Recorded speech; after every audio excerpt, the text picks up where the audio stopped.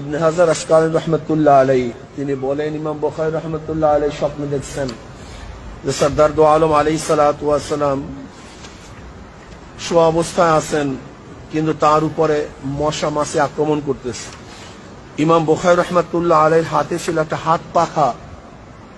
ইমাম বুখারী রহমতুল্লাহ সেই হাত পাখা দিয়ে বাতাস করতেছেন যেন সরদার দো আলম আলাইহিস সালাতু ওয়াস সালামের উপরে মাছি মশা আক্রমণ করতে না পারে। এরপর ইমাম বুখারী রহমতুল্লাহ আলাইহি এই কিতাব লেখা শুরু করেন। এখানে মনে রাখতে হবে সেই পাখাটা ছিল হাত পাখা। এর থেকে আমরা বুঝলাম যে হক এবং বাতিলের মধ্যে পার্থক্য করার প্রতীক হলো হাত পাখা। হক এবং বাতিলের মধ্যে পার্থক্য করার প্রতীক হাত পাখা।